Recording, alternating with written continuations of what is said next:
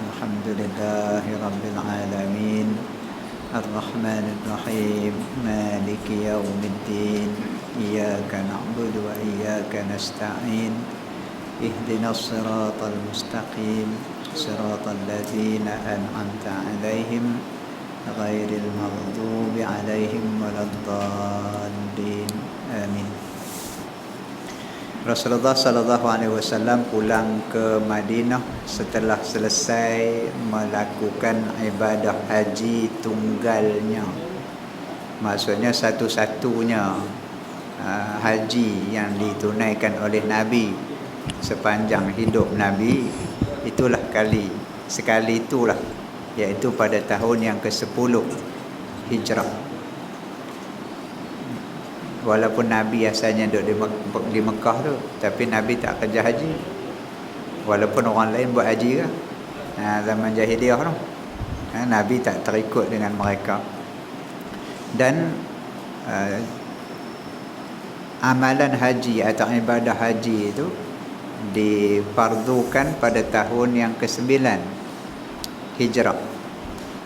Kalau ikut riwayatnya pada bulan Sya'ban turunnya perintah, dan sahabat-sahabat Nabi ada yang pergi pada 9 Hijrah tu, termasuk Saidina Abu Bakar dan Saidina Ali, tapi Nabi tak pergi. Tahun yang ke-10 tu baru Nabi pergi. Berarti itulah satu-satunya ibadah haji yang Nabi laksanakan. Jadi Nabi balik daripada Mekah tu ke Madinah, berarti haji itu dalam bulan Zulhijjah. Nabi balik, dan apa yang disebutkan balik daripada haji itu yang digelar sebagai haji wida atau haji selamat tinggal. Haji yang ada khutbah yang Nabi bacakan atau yang Nabi khutbahkan itu yang sangat terkesan pada hati para sahabat. Kita dah jumpa dah dulu. Cuma PKP itu 3-4 bulan kita berhenti.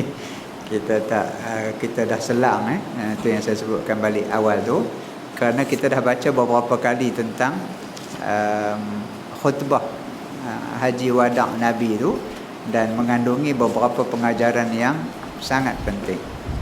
Dan ada sahabat yang menyatakan, aku terasa bahawa ucapan Nabi atau khutbah Nabi ini macam orang nak tinggalkan kita, atau orang yang nak bermusafir jauh, yang mungkin tak balik dah.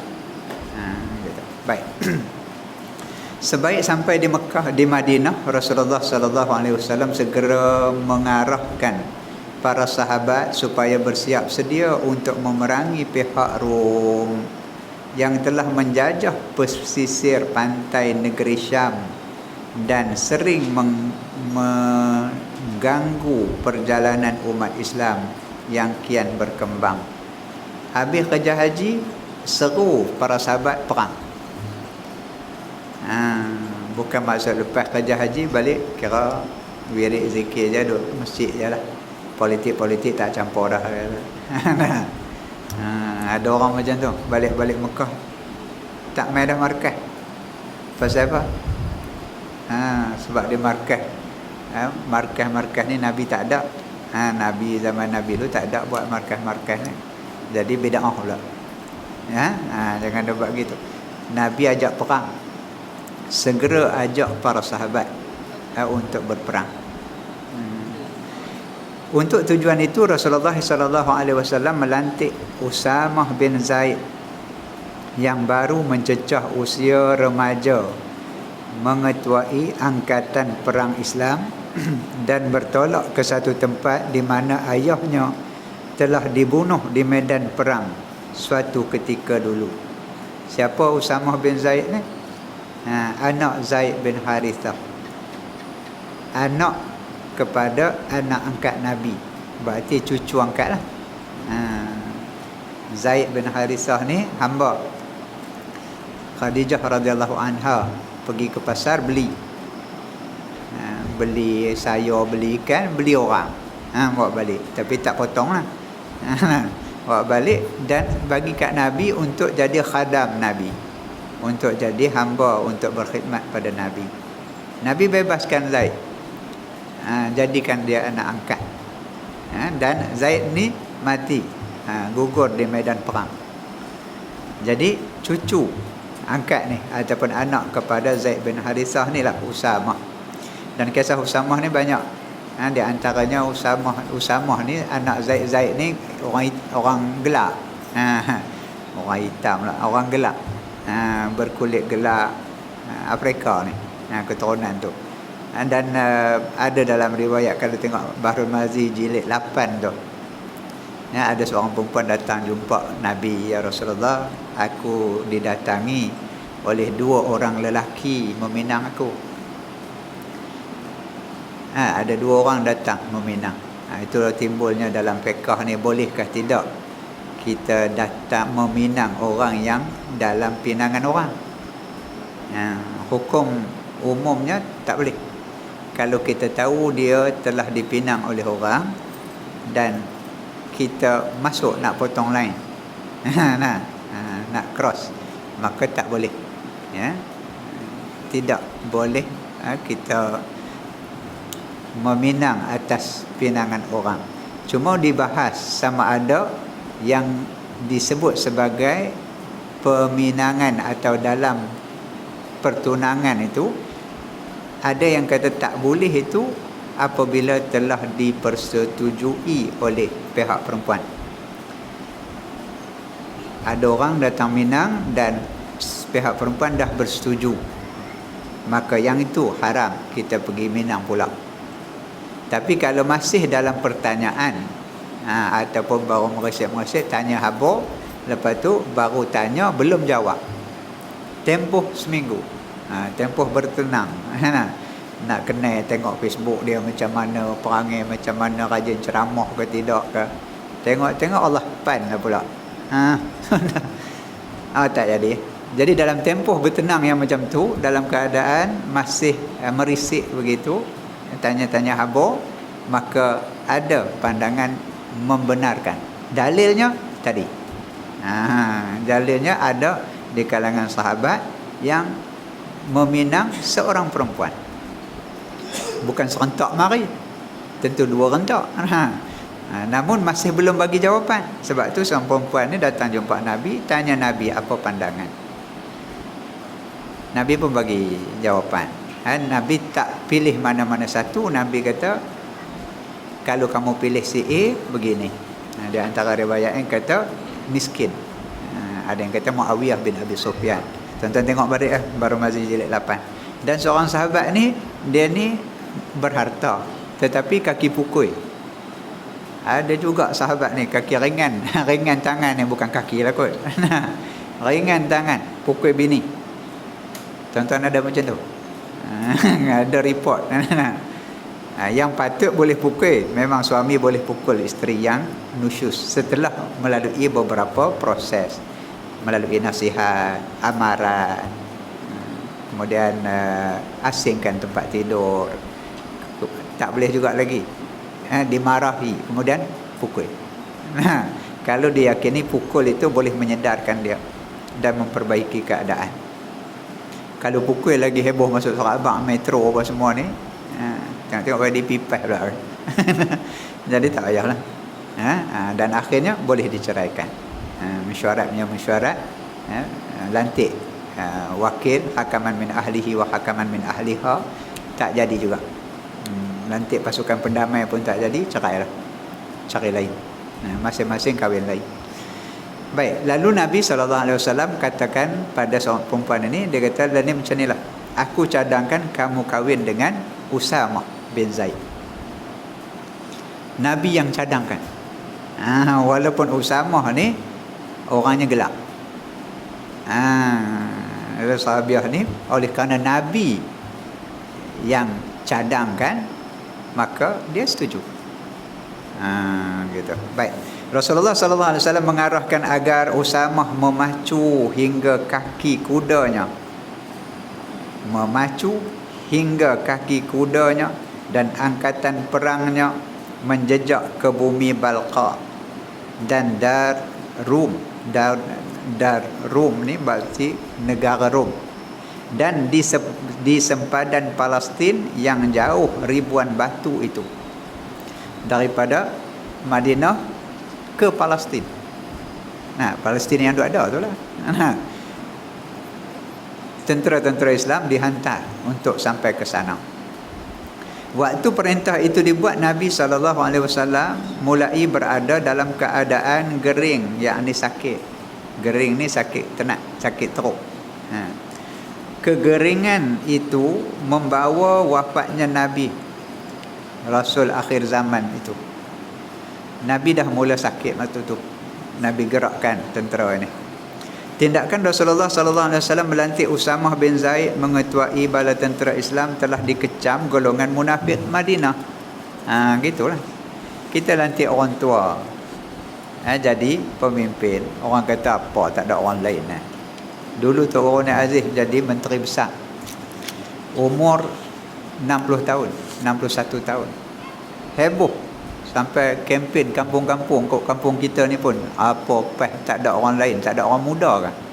Orang tua 60 masih muda. Nah. Waktu tu Dr. Mahathir lebih kurang tu kan. Tapi Dr. Mahathir pakai necktie. Harun Aziz pakai tongkat. Buat tasbih. Tua. Buah serban pula atas bau tu, pakai baju pagoda pula. Tak ada harga. Tak ada image pemimpin bagi pandangan sekular. Kerana kita dah tengok Eropah Barat, terutama British, ajar kita waktu dia jajah kita, kalau nak jadi pemerintah macam aku, kata dia. Pakai kasut hitam, kata berkilat. Kalau seluar pendek tak apa, stokin mau panjang. Pakai curut pula, pakai paip pula lagi. Pido jadi mandor ke apa kan. Diajar begitu. Dan akhirnya datang rumah per rumah cerita tentang pas ni habis dah. Parti Tok Lebay, parti Kemplekat, parti Jubah, tak ada orang muda kah? Pula. Tapi lah ni kita menteri besar muda-muda kan. Samsuri pun tak tua sangat lah. Kedah pun dapat belum 50 lagi. Mudah-mudahan apa yang ada di antara yang muda dan yang tua ni, Kelantan tua sikit lah.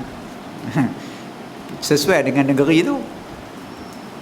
Terengganu tak ada masalah. Bos tok guru pun tak apa, profesional pun tak apa. Sebab dia budaya dia macam tu. Perak macam tu ada lah. Baik. Apapun musuh-musuh ni akan cari peluang. Macam lah. Tuan-tuan buatlah apa pun.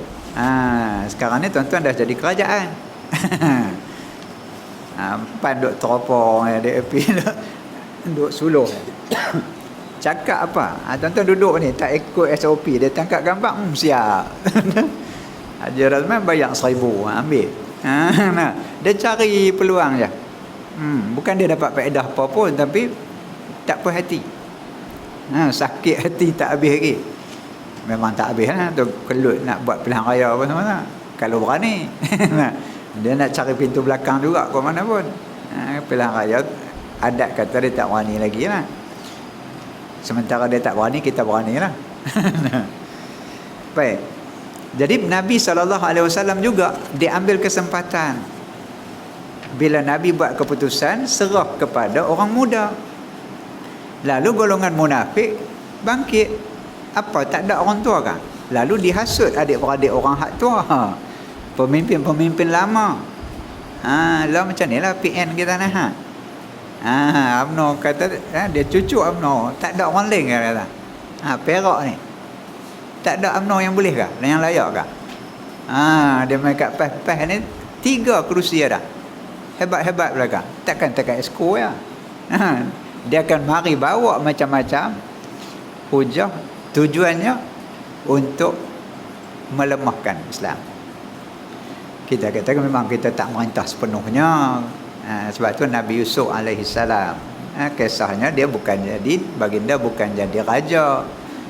Nabi Yusuf bukan jadi pemimpin am ataupun amirul am. Dia jadi menteri jaga kereta ya. Jadi menteri keuangan. Menteri Ekonomi. Raja tak dibincang pun, tak bincang panjang pun tentang Nabi Yusuf, rajanya siapa ataupun Amirul Amnya siapa. Jadi kedudukan kita macam tu, yang kita dah bincang dah dulu. Baik. Dikecam golongan munafik Madinah. Golongan ini mengambil peluang untuk mensabotaj usaha baginda itu. Mereka membantah pelantikan Usamah yang dianggap masih mentah untuk menjadi ketua angkatan perang. Kalau muda dia kata mantap, tak masak. Kalau tua dia kata lembek, dah jadi bumbung lah. Tengok Tun M 94 nak jadi yang ke-8 pula. Dia ke-9 pula lagi. Tak kira lah kau berapa pun, yang in waiting tu jenuh tunggulah, gigit jari lama dah.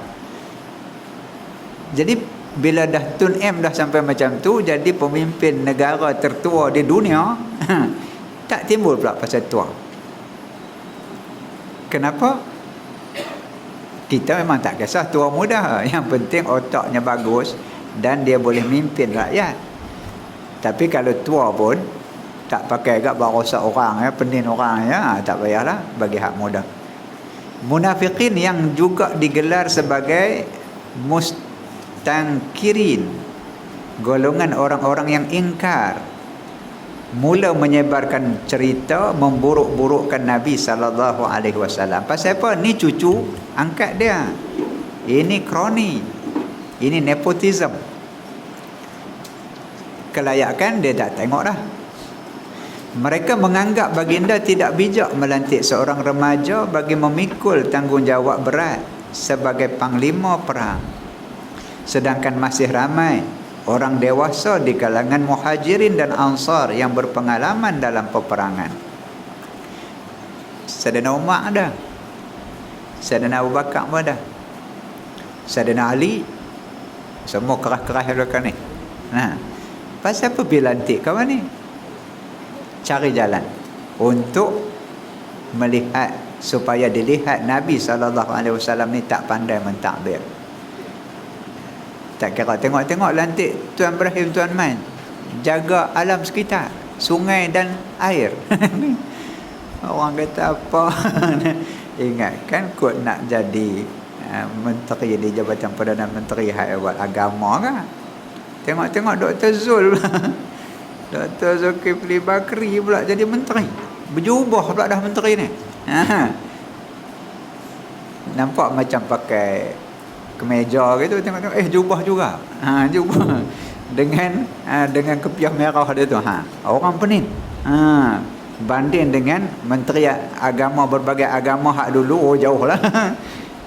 Cakap orang tak mau dengar. Yang ni menteri agama, hang cakap apa pun dia bertaraf mufti. Lagi berkuasa menteri. Orang pening lah. Orang duk kata macam mana ni Tok Wawah Jihadi ni. Patut dia duk tang tu. Tiba-tiba tak lekat satu pun. Macam mana PA Syawal lagi bantai, tiba-tiba jadi wakil bagi PM ke Asia Barat, bertaraf menteri. PH pula sudah lengkap. Memang benar 90 juta. Pula. Letih tuan. Ini perangai munafikin. Macam yang disebutkan dalam peristiwa ini. Sesungguhnya puak munafikin adalah golongan yang seringkali menimbulkan masalah. Sebagaimana mereka pernah membantah pelantikan Zaid bin Harithah, ayah kepada Usamah sendiri, sebagai salah seorang daripada 3 orang yang dipertanggungjawabkan memegang panji-panji perang ketika melawan tentera Rom. Kita dah baca dah dulu. Nabi sebut 3 orang ni, bila dia tumbang aja, dia syahid saja, yang ni akan ganti pegang bendera. Ni timbullah jatah negara apa semua. Elok-elok gambar tu pi buh lang gambar boya lagi. Pi buh gambar perempuan pula dah 2-3 orang. Apa barang ni? Kena 4-5 bulan tak ada masalah lah. Kita nak kata berhantar pergi negeri China. Kalau China, kalau India berhantar balik negeri India, negeri pi lah negeri mana pun, Papua New Guinea apa kan. Pasal apa buat macam tu? Tak puas hati, geram, tak habis lagi. Sebab duk elok-elok tu, duk merintah. Mak Sabu kata aku balik-balik tengok kerajaan jatuh, haram jadah dia lah. Memang sesuai duk tang tu. Set Paul pun kenal. Tak kenal lagi Set Paul dia, baru duk dalam tu 6 hari. Jadi panji-panji ni Nabi dah sebut dah. Dan memang para sahabat yang ketiga orang ni memang dengar sendiri Nabi kata bila dia tewas, orang ni akan ambil, bila orang ni tewas, orang ni akan pegang panji-panji. Last kali Nabi tak sebut siapa. Jadi siapa yang ada itulah yang akan pegang. Jadi para sahabat yang 3 orang ni termasuk Zaid bin Harithah, anak angkat Nabi ni. Dia tahu dia akan syahid dalam peperangan itu. Ini yang dilantik Usamah, anak kepada Zaid, untuk menjadi panglima perang ni. Sebab pak ayah dia dulu serang Rom juga, berperang dengan Rom juga. Rom ni bukan pergi ke Roma, Itali tu, tapi jajahan Rom tu sampai ke Palestin. Tadi sampai ke Syam. Jadi perang ni bukan pergi lompat bintang sana. Lah ni tak apa pakai drone. Zaman dulu kena genjak sikit. Di mana saja jajahan yang paling hampir, jajahan Rom dan Parsi yang paling hampir dengan Madinah itu, Nabi hantar tentera. Apabila isu tersebut dihebohkan dan diperbesarkan oleh puak munafikin, Rasulullah sallallahu alaihi wasallam tidak berlengah-lengah lagi, bersegera menemui orang ramai di masjid walaupun Nabi dalam keadaan mula sakit, untuk menentang kempen memburuk-burukkan baginda oleh golongan mustangkirin itu, meskipun dalam keadaan yang kurang sihat. Menjadi kelaziman baginda menjadikan masjid sebagai tempat menyelesaikan sebarang masalah, sama ada masalah dengan Tuhan ataupun masalah sesama manusia. Justru itu golongan sekular barat serta anak didiknya sangat marah jika orang Islam bercakap mengenai politik di dalam masjid. Tak boleh. Zaman dulu, sebelum PA pun tak boleh, zaman PA pun tak boleh. Zaman lah angkatan bila apa, angkatan lah nak apa pun, cuma SOP kena jaga. Tuan-tuan SOP tuan-tuan macam mana? Kami di sekolah duk penin tu.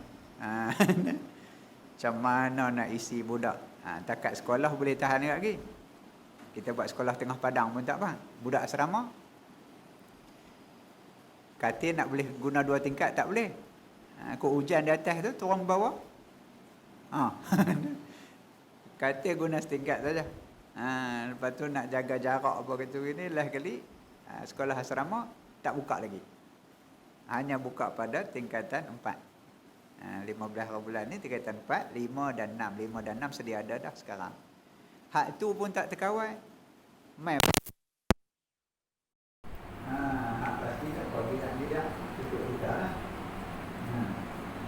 Jadi di masjid tempat Nabi SAW selesaikan masalah, sama ada politik ke ekonomi ke sosial ke, selesaikan di situ. Itu media ke. Di situ media ke yang boleh menyampaikan kepada orang ramai.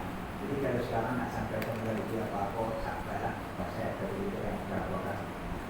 Sekarang video ni apa semua pandai tak kita. Jasa tu yang dulu ni. Bagi seorang satu budak-budak sekolah. Bagi ni orang pun bagi hak apa? Kalau pakai 2 hari je. Baru bagi ni pula. Dekat cikgu macam-macam lah, yes tak yes, walaupun kaya lah daripada tu. Tapi boleh lah. Ada lah kaedah. Kalau tidak nak main hantu pun tak boleh.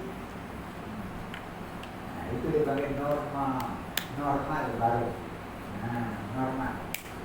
Kalau normal dah jadi peraturan, normal jadi kebiasaan. Jadi tak normal ni. Normal NPL dia jadi kebiasaan. Jadi kita lupa kat salam, bagi salam dia, Assalamualaikum, tapi tak jabat tangan. Tak jabat tangan itu bila dibiasakan dah jadi normal baru.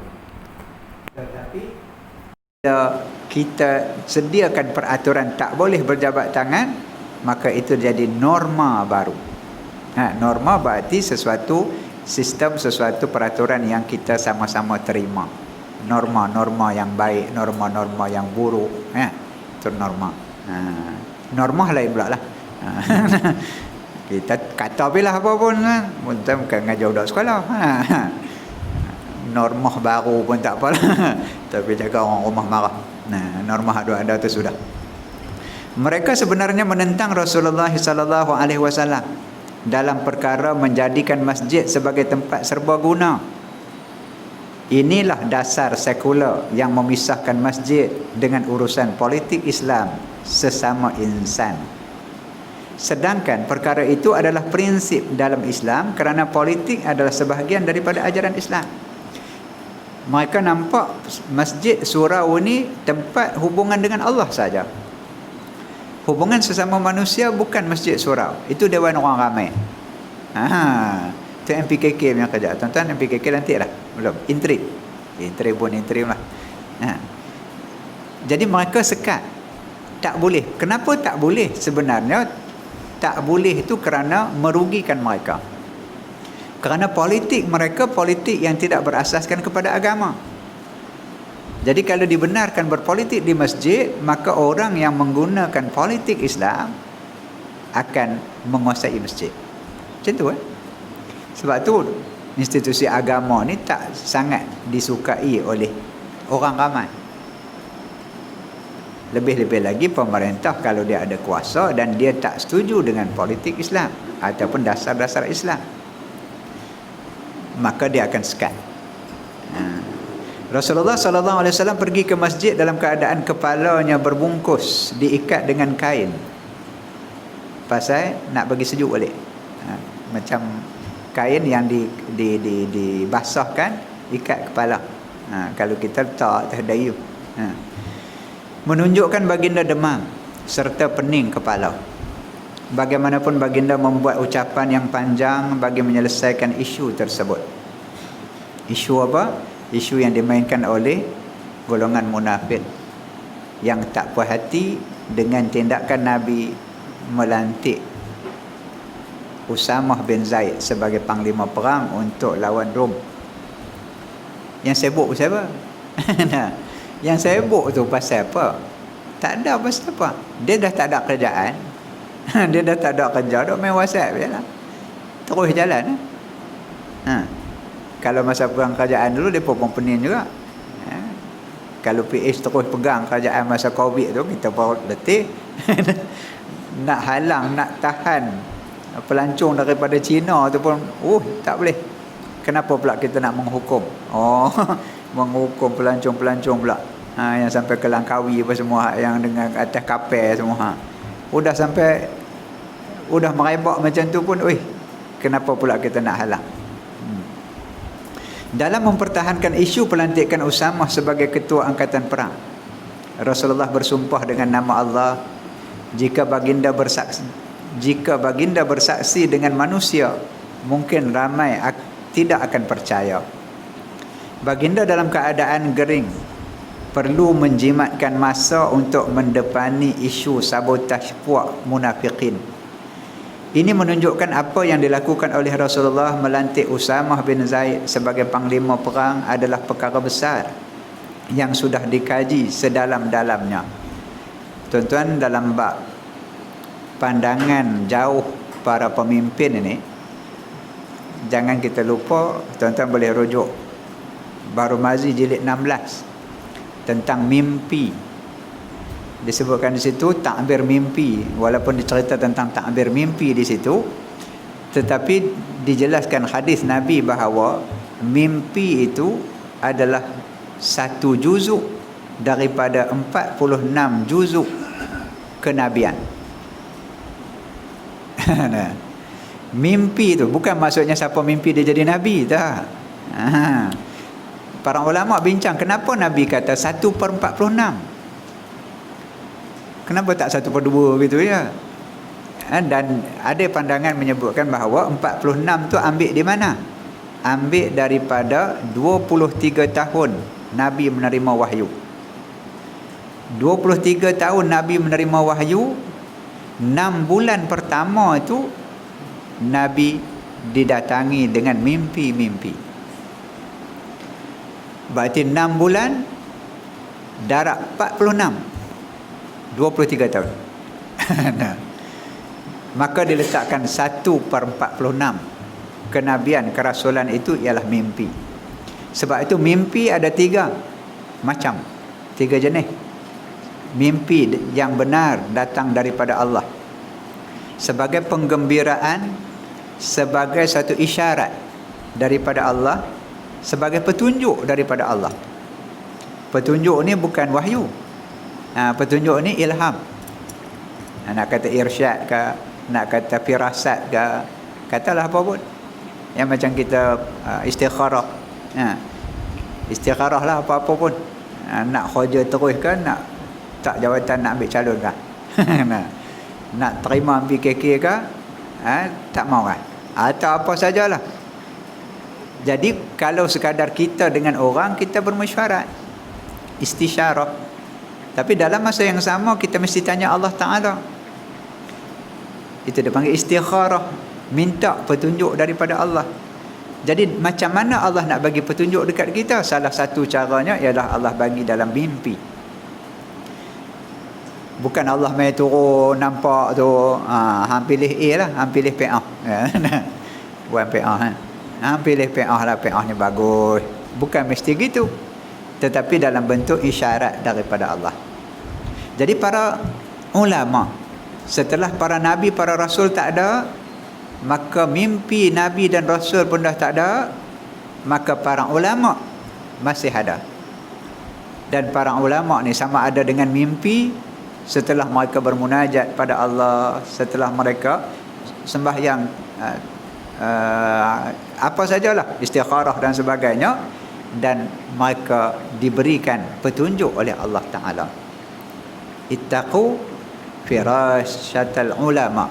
Firasatal ulama, firasat para ulama ni, pasal apa? Fa innahu, kerana mereka ini yatakallamuna binurillah, mereka bercakap dengan nur daripada Allah. Sebab tu kita kumpul banyak ucapan-ucapan daripada pemimpin-pemimpin kita dulu, Profesor Zulkifli Muhammad, Burhanuddin Halmi, Ustaz Fadil Nur, Tok Rona Aziz. Ucapan-ucapan mereka tu 20 tahun akan datang, 20 tahun selepas itu jadi ataupun berlaku seperti mana yang mereka sebut. Bukan wahyu, tetapi ini yang disebutkan sebagai firasat. Kenapa? Kerana ada kekuatan rohani kepada mereka dan mereka dekat dengan Allah dari sudut kejiwaan ataupun dari sudut munajat mereka itu. Sebab itu bersama para ulama, kalaupun tidak secara individu tetapi secara kolektif, kita ada majlis syura dan ada dewan ulama dan sebagainya. Dan di kalangan, mudah-mudahan ada di kalangan mereka. Sebab itu kita jumpa pemimpin-pemimpin kita selalu sebut, sianu-sianu di kalangan pemimpin kita ni mimpi beberapa kali bertemu dengan Rasulullah sallallahu alaihi wasallam. Yang mana Nabi sebut, orang yang bermimpi bertemu dengan aku dalam mimpi, sebenarnya memang dia bertemu dengan aku. Berarti syaitan tak boleh menyerupai aku walaupun dalam mimpi. Dan ada petunjuk-petunjuk daripada Rasulullah. Sebab tu Mursyidul Am kita pernah sebut dekat pilihan raya dulu ni, sama ada kita nak kita awun ke, dulu kita tahalluf dan sebagainya. Semuanya para ulama ni bukan saja mesyuarat bawa fail saja, bahkan mereka bawa sekali firasat ataupun perasaan mereka yang berdasarkan kepada kejernihan hati, kesungguhan mereka memahami isu semasa dan juga memahami kaedah-kaedah, sama ada kaedah fiqh ataupun kaedah siasah. Baru keluar kenyataan-kenyataan. Jadi kita yang tak tahu apa benda ni, tak kepala lena, rimau, mimpi rimau, hantu macam-macam tu, tak ada apalah. Baik, setelah baginda bersumpah mengenai pelantikan Usamah bin Zaid, para sahabat bersiap sedia melengkapkan diri dengan persiapan perang dan menunggu arahan daripada Usamah bin Zaid seterusnya menuju ke medan perang yang ribuan batu jauhnya. Jauh kan. Kita nak pergi muktamar ya. Muktamar tahun ni buat mana tak tahu lagi. Putrajaya lah kot. Takkan Terengganu kot, takkan Kedah lagi tengah padang tu angin kuat. Putrajaya kan tak kira lah tang mana pun, kita kan kira apa tambang pohon Nerian. Bukan ada kapal terbang main ambil kita je main di candan ni. Kita pakai pi. Jadi tuan-tuan, macam mana perkara yang sebegitu besar perlu diselesaikan oleh pemimpin. Kalau dibiarkan dia terus merebak, dia akan balik macam peristiwa-peristiwa sebelum ni, di antaranya peperangan Uhud yang lari setengah balik. 300 orang lari balik. Kalau yang ni dibiarkan, maka membawang ni. Akan berterusan, akhirnya mungkin perpecahan berlaku. Lebih-lebih lagi dalam keadaan Nabi di akhir-akhir hayat Nabi ni. Rasulullah sallallahu alaihi wasallam berpesan kepada golongan Muhajirin dan Ansar supaya tetap bersama Usamah bin Zaid. Tuan-tuan, orang duk bincang pilihan raya ke-15. Tadi nampak tu Anwar Musa dah sebut dah. BN Bersatu dan PAS telah bersedia ataupun telah bersedia untuk menghadapi pilihan raya 15 dan pengagihan kerusi telah pun selesai. Tengok-tengok Kuala PAS tak dapat langsung ambil tuan-tuan. Apa macam? Jadi macam dululah dengan 46, dengan BA dulu, kemudian dengan Pakatan Rakyat, macam-macam lah. Kok mana pun kita mesti perkuatkan diri kita. Ya, kita sebut sebagai kalau ada competition, kita mesti bersaing secara smart competition. Memang kita bersaing. Kalau dulu kita bersaing dengan PKR, bersaing dengan DAP, nak ambil balik cangkak jerin dulu ni, Manjelo buat pasal dulu ni. Macam mana nak buat? Kita mesti kuat dan kita mesti kemas, baru boleh demand. Kalau kita tak nampak, siapa kalau kita ambil calon? Biar gagah. Abang kata Bukit Gantang kami ada senator. Kalau dulu kami ada YB. YB pula kalah lah pula. YB yang menang lari jadi bunga raya pula. Jadi kita kata okey. Jadi nampak macam selamat gitu. Tuan-tuan nak buh siapa situ? Tuan-tuan perlu kuat. Sebab tu musuh-musuh ni akan cuba cari apa saja jalan daripada bidang mana, melalui apa-apa sudut pun. Kalau kita ada kekurangan, dia akan ambil kesempatan. Panglima perang yang baru, Usamah bin Zaid ini. Jadi para sahabat radhiyallahu anhum kata apa pun, keluar isu apa pun, mereka taat. Sebab apa? Sebab Nabi keluar sendiri dan berucap. Bukan ini cerita-cerita pasal orang menghasut ataupun ada dengar daripada pandangan orang lain, maka Nabi pun buat keputusan dalam rumah itu je. Tak, Nabi keluar sendiri. Dan keputusan tu diambil secara bersungguh-sungguh. Usamah bin Zaid dan angkatan perangnya mengucapkan selamat tinggal kepada Rasulullah dan juga penduduk Madinah. Dia memimpin bala tenteranya meninggalkan kota Madinah.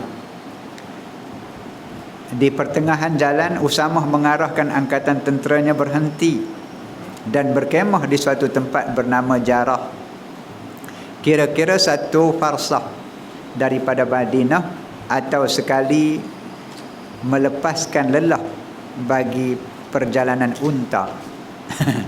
Unta berjalan-jalan tak larat, dia berhenti. Kalau orang asli sebatang rokok dia kata kan. kita sampai arah Tapah. Kita nak berhenti mana? Kita berhenti Tapah. Berhenti lagi mana? Kita berhenti di Sungai Buloh, Nilai. Jadi satu farsah itu maka berhenti. Diarahkan berhenti. Ketika inilah Usamah menerima khabar bahawa Rasulullah sallallahu alaihi wasallam sedang sakit tenat. sampai berita. Zaman dulu berita main kat mana? Handset. Mana ada handset. Orang, sama ada orang yang berdagang itu ataupun utusan. Biasanya utusan yang bawa surat dan sebagainya, dia laju, pos laju. Dengan menunggang kuda laju. Kadang-kadang ada ketikanya mereka berhenti dan tukar kuda lain dan sebagainya. Itu zaman dulu. Kaedahnya begitu. Dan dapat berita yang Nabi dalam keadaan sakit tenang. Berita yang menyedihkan itu menyebabkan Usamah mengarahkan seluruh angkatan tenteranya berhenti untuk beberapa waktu sambil menunggu ketentuan Allah sama ada boleh meneruskan perjalanan ataupun tidak. Tengok, masa ni akan timbul pula lagi lah. Bila duk melengung saja, hak geng tua, hak yang munafik nanti bangkit balik lah. Dia kata tengok, kalau bagi orang tua kan boleh buat keputusan, senang ya. Hak ni nak buat keputusan tak kerti. Itulah, sekolah pun tak habis lagi. Baru tahun 5 SPM tak ada lagi. 17 tahun. Ada riwayat kata 17, ada yang kata 19. Kita main listik lagi. 17 SOP pun tak faham lagi. Tindakan Usamah itu dilakukan sebagai penghormatan kepada Rasulullah sebagai Rasulullah dan ketua negara Islam, juga ketua angkatan perang kaum muslimin yang sebenarnya sedang tenat dan nazak. Apa yang akan terjadi jika sesuatu berlaku terhadap Rasulullah? Banyak perkiraannya. Kalau mereka terus pergi, kemudian Madinah dalam keadaan Rasulullah, katakan Rasulullah wafat, apa macam? Mungkin ada yang akan ambil kesempatan berkuasa di Madinah dan sebagainya, sebab sebagian besar tentera dah keluar. Maka perkiraan-perkiraan yang banyak itu, maka Usamah perintahkan berhenti dulu. Berhenti tu duduk saja melengung kan? Inilah bila pemimpin-pemimpin ini dalam keadaan apapun sentiasa bermunajat pada Allah. Minta pada Allah dan minta petunjuk sama ada nak teruskan ataupun nak patah balik. Sebab arahan Rasulullah dah dilepaskan. Tetapi perkiraan berada di tangan ataupun keputusan ketua. Sebab tu kita bila menerima arahan, jangan buta tuli gitu ya. Dah arah macam tu, menyong gitu ya. Tanpa mengira apa perkara baru yang akan berlaku yang mungkin lebih memudaratkan. Baik. 43. Abu Bakar mententeramkan keadaan ketika Nabi wafat. Di saat akhir menjelang kewafatan Rasulullah sallallahu alaihi wasallam, Siti Aisyah, Siti tu kita tambah je, Aisyah, Siti ni orang Melayu tambah, memangku kepala Nabi. Dia angkat kepala Nabi tak atas riba. Ketika itu masuk Abdurrahman, saudara kandung Siti Aisyah, bukan Abdurrahman bin Auf ni, untuk menziarahi Rasulullah sallallahu alaihi wasallam. Di tangannya tergenggam kayu sugi. Baginda merenung kayu sugi tersebut. Melalui renungan baginda itu, fahamlah Aisyah bahawa baginda memerlukan kayu sugi itu. Nabi ndak. Ni suami isteri ni. Dah duduk lama dah, sampai tak tahu kan. Suami batuk pun tahu dah. Ada jenis batuk macam ni, ada jenis batuk macam ni. Start kereta pun tahu, start motor pun tahu dah. Kalau hati senang, start motor macam lain. Kalau tengah marah, start motor bunyi bunyi satu macam gitu lah. Macam tu. Takkan tak faham. Jadi Aisyah tengok Nabi duk tengok sekayu sugi tu. Yang ada pada saudara dia Abdurrahman ni.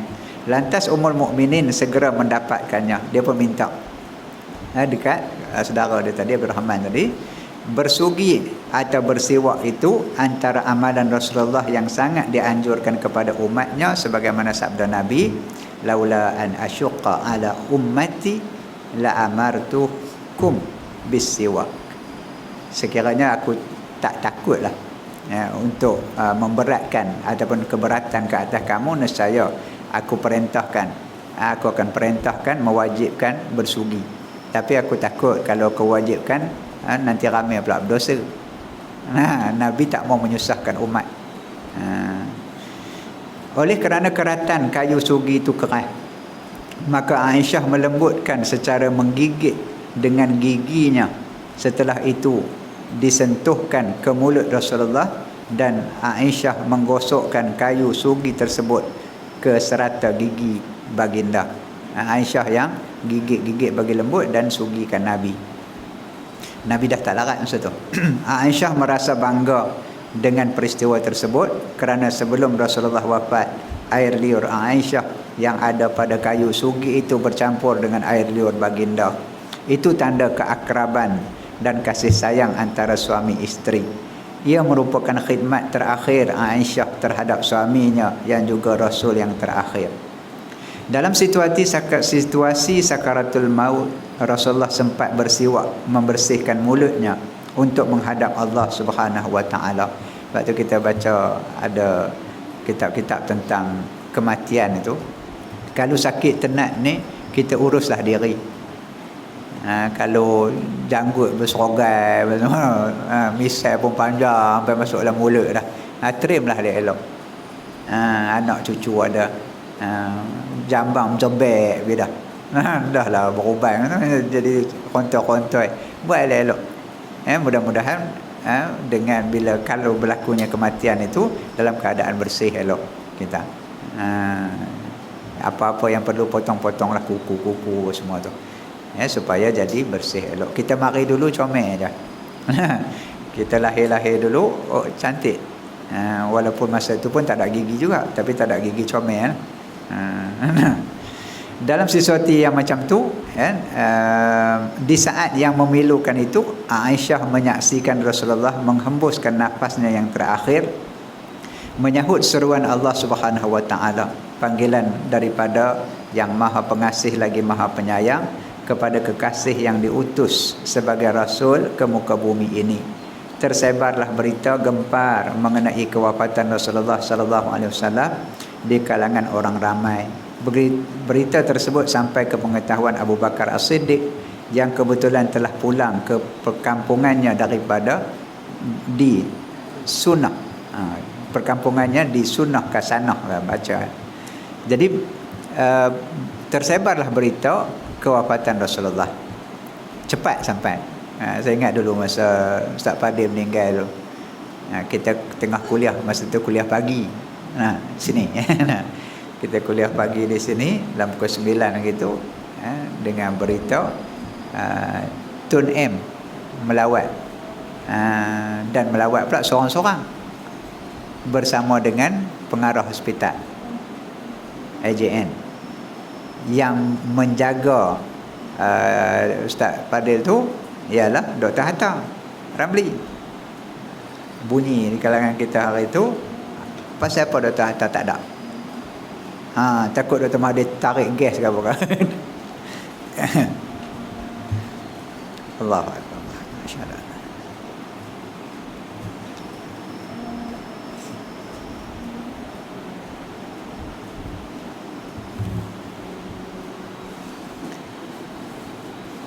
Masyaallah.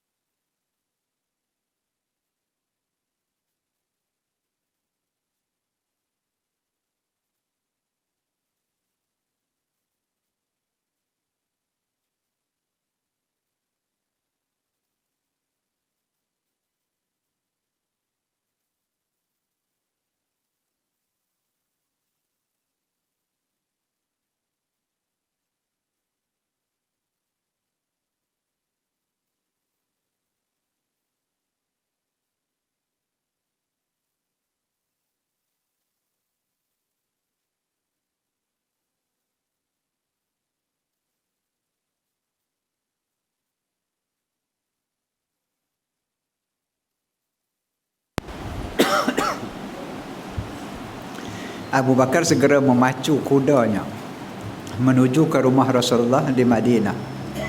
Dia segera masuk ke masjid dan seterusnya ke rumah anaknya Aisyah, mendapatkan jenazah Rasulullah. Lalu Abu Bakar membuka kain penutup dan melutut di sisi jenazah, serta dikucuknya wajah baginda dengan hati yang rawan dan linangan air mata. Dia berkata, demi sesungguhnya aku lebih rela kematian bapa dan ibuku asalkan Rasulullah sallallahu alaihi wasallam terus hidup. Namun Tuhan tidak menghimpunkan ke atas Tuhan dua kematian, sedangkan kewafatan pertama yang ditentukan itu telah Tuhan sempurnakan. Abu Bakar terdengar nada suara yang agak keras. Dia keluar daripada rumah Aisyah dan terpandang Saidina Umar sedang bercakap di khalayak ramai dengan kenyataan yang kontroversi. Sesungguhnya, kata dia, Rasulullah tak wafat. Ini sudah jadi nak. Dengar bunyi di luar daripada bilik Aisyah tu, Nabi Saidina Umar dengan nada yang kuat, suara deras, bagi tahu, kata kat orang ramai bahawa Nabi takkan wafat, sehinggalah Allah hancurkan dan musnahkan semua golongan munafikin. Marah sungguh Saidina Umar ni kat orang munafik ni. Jadi kerja tak habis lagi, kata dia. Itu maksudnya gitu. Macam kita dulu lah, Toko Ustaz Fadil, Toko Ni Aziz, seorang-seorang Dr. Haruddin. Kita terasa kosong seketika, kerana kita harap orang ni akan teruskan lagi perjuangan ini, kerana belum selesai. Sebab tu dikatakan kalau jadi perkara yang macam tu, kita kena ingat bahawa bukan kita orang yang memulakan dan bukan kita orang yang mengakhiri. Kita orang di tengah, macam mata rantai tu. Kita terima daripada orang, pas button tu, bukan button, dan kita lah bagi pula dekat orang lain. Jadi sebelum kita pergi, pastikan ada orang yang kita nak passing, terutama anak-anak, orang yang kita tarbiyah, anak didik kita. Kita panggil orang dalam proses pentarbiahan, terutama dalam jamaah ni, perlu ada orang bukan sekadar ganti kita, bahkan lebih baik daripada kita. Kenyataan penuh emosi Saidina Umar ini mengkocakkan suasana, mengocakkan suasana dan memecah keheningan di hari kewafatan baginda. Orang duk sedih tu, dia main cakap macam tu. Ketika itu muncul Abu Bakar. Abu Bakar datang mententeramkan emosi Umar yang sedang bergelora dengan katanya, bertenanglah wahai Umar, berhentilah daripada bercakap, sudahlah tu. Malangnya Umar terus bercakap menyatakan pendiriannya yang aneh bahawa Rasulullah tak wafat. Tak mungkin Nabi wafat. Kita rasa macam tu lah. Tak mungkin, sebab kerja tak selesai lagi. Kalau boleh Nabi tak usah wafat langsung lah. Kalau boleh kita pun tak duduk. Kalau Nabi ada lagi, baguslah, seronok kita. Nak tengok dia masuk parti apa? Dia nak sokong siapa? Ataupun siapa yang nak sokong baginda? Kita duk rasa macam tu lah. Tapi dunia ni Allah bukan buat macam tu. Apabila Umar Al-Khattab tidak menghiraukan nasihat Abu Bakar, lalu orang ramai meninggalkan Umar dan mendekati Abu Bakar. Biar main psikologi macam tu. Derah sangat, orang lari pergi duduk kat sana Abu Bakar, seolah-olah inginkan penjelasan daripada sana Abu Bakar. Sebab Abu Bakar baru keluar daripada bilik Nabi ni. Lalu dengan tenang Abu Bakar berkata, adapun kemudian daripada itu, amma ba'du. Kita tak ada ni, bahasa Melayu tak ada yang tu. Wahai sekalian manusia, barang siapa yang memuja Muhammad, sesungguhnya Muhammad telah wafat. Tetapi barang siapa menyembah Allah, sesungguhnya Allah tetap hidup dan tidak akan mati. Sayyidina Abu Bakar sebut supaya orang rasa reda dan ingat, kita ni bukan sembah Muhammad. Man kana ya'budu Muhammad fa inna Muhammadan qad mata. Siapa yang sembah Muhammad, Muhammad mati dah. Berarti siapa yang masuk Islam kerana Muhammad, siapa yang mari perang pun kerana Muhammad, siapa yang buat baik pun kerana Muhammad, sembahyang pun kerana Muhammad, dah tak ada dah. Berarti hampa nak pergi ke mana? Nak berpaling tak ada. Wa man kana ya'budullah, siapa-siapa yang sembah Allah, fa innallaha hayyun la yamut. Siapa yang sembah Allah, sesungguhnya Allah itu dia tetap hidup dan tak mati-mati. Jadi apa betul? Macam kita lah. Dulu dia kata, Pan kata, dulu masa Tok Korona Aziz dulu. Begini dia kata nah. Masa Tok Raja Hadi ni yang keras sangat ni. Pula kita kata masa Tok Korona Aziz ada dulu, presidennya Tok Raja Hadi juga. Tok Korona Aziz dia Musyiddul Am. Dia tak pernah jadi presiden. Kok mana? Bohong saja. Saja cari alasan. Sokong Tok Korona Aziz gini. Haji Hadi ni gini pula. Cakap. Selepas itu Abu Bakar membacakan firman Allah, wa ma Muhammadun illa rasul qad khalat min qablihi rusul afa immata aw qutila in qalabtum ala aqabikum wa man yanqalib ala aqibai falan yadurrallaha syai'a wa sayajzillahu syakirin. Muhammad itu tidak lain hanyalah seorang rasul. Sesungguhnya telah berlalu sebelumnya beberapa orang rasul. Maksudnya ayat ni Allah dah kata dah, Muhammad ni dia bukan Tuhan, dia bukan malaikat. Tuhan ya tak mati-mati, malaikat ya panjang umur, tapi dia manusia biasa. Dia mati, dia akan mati. Apakah jika dia wafat ataupun dia dibunuh, kamu akan paling ke belakang, akan murtad, akan berpaling tada? Barang siapa yang berbalik ke belakang ataupun berpaling tada, maka dia tidak dapat mendatangkan mudarat kepada Allah sedikit pun, dan Allah memberi balasan kepada orang-orang yang bersyukur. Surah Ali Imran ayat 144. Ayat ni turun tuan-tuan di ketika perang Uhud. Kita dah jumpa dulu, saya dah sebut dah, tuan-tuan ingat ke tak? Ketika Nabi pecah muka, dilontar dengan batu, patah 2 gigi, jatuh, berdarah muka. Ketika itu musuh laungkan bahawa Muhammad telah mati. Jadi umat Islam lembek lutut habis semua lembek lutut, lembek tengkok. Tak larat nak bangkit lah. Pasal apa? Muhammad dah mati. Lalu semua orang terfikir kalau Muhammad dah mati, kita perang buat apalah, jom kita balik lah, habis kita serah diri lah. Itu psikologi ataupun perang saraf. Lalu Nabi yang masih hidup, Nabi kata pada sahabat, jawab. Jawab pantun tu. Jawab laungan itu. Lalu seorang sahabat ni bangun, dia kata, ya ma'syaral muslimin, wahai orang Islam, kalau Muhammad mati, apa guna kita hidup? Biar kita perang habis-habisan. Kerana ini cita-cita Muhammad, ini perintah Muhammad. Baru naik balik semangat. Benda yang sama je. Tapi bagaimana kita boleh create suasana yang ada tu, menggunakan kesempatan yang ada dengan nada, dengan kata-kata dan sebagainya yang boleh membangkitkan semangat. Lalu umat Islam terus bangkit. Dan Nabi sebut lagi, aku yang sedang bercakap, kata Nabi. Lalu para sahabat terus berperang, dan itulah round yang akhir tu, akhirnya musuh-musuh balik, tentera Islam pun balik. Itu perang Uhud dalam keadaan dalam keadaan kelang-kabut setelah Bukit Rama itu dikuasai oleh musyrikin. Ni ayat tu turun ketika itu dengan maksud bahawa kalaupun Muhammad mati, hampa nak lari ke?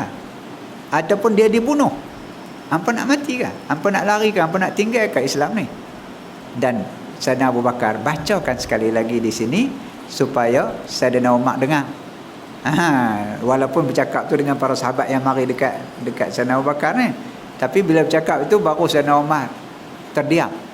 Sebab seolah-olah dia sayang sangat kat Nabi ni, seolah-olah dia terlupa ayat ni, ataupun dia tak ambil pengajaran ayat ni. Yang dulu gaduh nak bunuh Nabi, belum Islam ni, bawa parang, bawa pedang nak pergi bunuh Nabi. Ayat tersebut menjelaskan bahawa Muhammad juga sebagaimana rasul-rasul terdahulu semuanya adalah dari kalangan manusia, setiap manusia pasti menemui mati. Adakah dengan kewafatan baginda sebagai seorang rasul yang juga sebagai seorang manusia akan menyebabkan mereka hilang pegangan dan berbalik ke belakang, yakni murtad? Sebab tu kita, siapa pun yang jadi pemimpin kita kemudian dia mati, maka kita yang mana hidup teruskan perjuangan. Bukan kerana dia mati ke, dia lari ke, dia lompat pergi ke mana ke, itu dia punya hal. Islam tetap kita perjuangkan. Orang ramai seakan-akan tidak tahu bahawa ayat tersebut sudah ada kecuali setelah dibaca oleh Saidina Abu Bakar. Orang ramai menyambut dengan baik firman Allah yang dibacakan oleh Abu Bakar seolah-olah pertama kali mereka dengar. Terasa begitu. Sebab tak boleh terima. Dalam bahasa kita kata tak boleh percaya. Tak mau nak percaya, bukan tak boleh, tak mau nak percaya. Bila kita kata macam ni, dak kot, ya tak? Pasal apa pula dak kot? Aku habaq ni sungguh lah. Dak kot, ya tak? Bohong kot. Benda tu memang dalam hati kecil dah terima, tapi dia tak mau terima secara berdepan kita. Sebab takkanlah gitu. Mendengar ayat Al-Quran yang dibaca ni, Abu Bakar, orang ramai terasa selesailah masalah yang mereka hadapi berhubung kewafatan Rasulullah yang dibangkitkan oleh Saidina Umar Al-Khattab. Jadi isu ni selesailah. Kalau tidak, kok-koklah Nabi pensan saya, koma ya, ataupun nanti dibangkitkan semula ke apakah.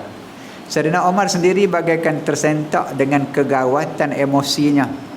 Dia berkata, demi Allah, sebaik sahaja aku mendengar firman Allah yang dibacakan oleh Abu Bakar, aku bagaikan disembelih dan sendi kedua kakiku menjadi lemah, lantas rebah ke bumi kerana terkejut dengan kenyataan daripada wahyu Allah Subhanahu Wa Taala.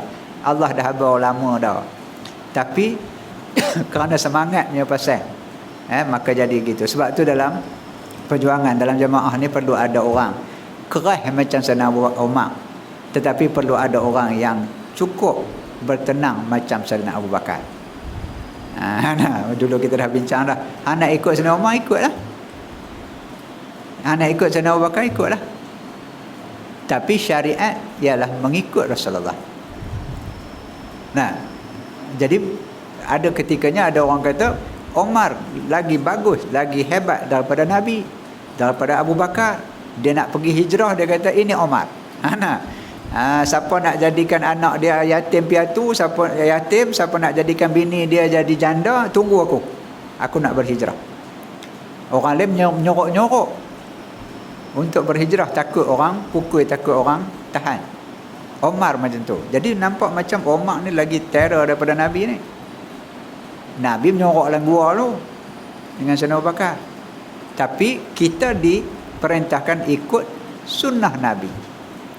Yang nak ikut para sahabat, ikutlah. Tapi jangan menyanggah sunnah ataupun jangan menyatakan sunnah itu tidak baik. Anjurannya begitu. Tetapi perlu ada kepelbagaian dalam jamaah supaya semua audien yang ada itu boleh ditarik. Dulu kita kata mak sabu bagus, boleh tarik budak-budak muda, bukan takat rempit asah gigi atas jalan. Lah ni dia dah buat apa tak tahulah. Jadi kepelbagaian itu boleh tarik berbagai audien.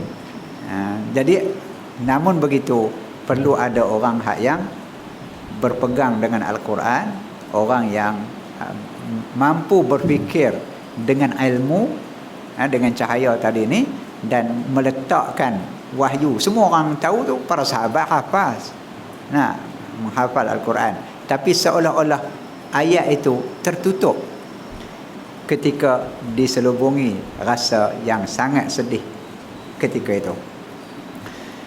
Hasil daripada ucapan Abu Bakar menyedarkan aku bahawa Nabi Muhammad sememangnya telah wafat. Demikian Abu Bakar berjaya mententeramkan orang ramai dan juga Umar Al-Khattab dengan membacakan firman Allah itu. Jadi kita harap gitulah. Kita apapun isu, apapun kelang-kabut kot mana pun, bila Presiden keluarkan satu kenyataan, petik satu ayat Quran dan hadis, sirah dan sebagainya, orang terdiam. Katalah tentang apapun, isu Palestin ke, Rohingya ke, corona apa pun, maka ucapan yang ditunggu-tunggu ataupun ucapan yang memang menepati suasana ketika itu, kondisi yang tepat dengan keadaan itu, menyebabkan orang terasa dapat sesuatu ataupun terasa puas dengan apa yang disampaikan. Kelebihan-kelebihan yang ada pada para sahabat dan para ulama. Wallahu a'lam. Nanti kita sambung ketakwaan Usamah menarik perhatian Nabi. Kenapa Usamah bin Zaid tadi ni dilantik oleh Rasulullah untuk mengetuai peperangan dengan Rom. Rom ini kalau dia turun semua sekali, tanah jajahan itu ratusan ribu tenteranya. Wallahu a'lam. Sampai situ. Bismillahirrahmanirrahim. Alhamdulillah wassalatu wassalam ala Rasulillah wa ala alihi wa ashabihi wa atba'ihi wa man wala. Allahumma arinal haqqa haqqan warzuqna ittiba'ah wa arinal batila batilan warzuqna ijtinabah. Allahumma iftah bainana wa baina qaumina bil haqq wa anta khairul fatihin. Subhanaka Allahumma wa bihamdika nashhadu an la ilaha illa anta nastaghfiruka wa natubu ilaik. Wa sallallahu ala sayyidina Muhammad wa ala alihi wa sahbihi wa sallam. Walhamdulillahi rabbil alamin.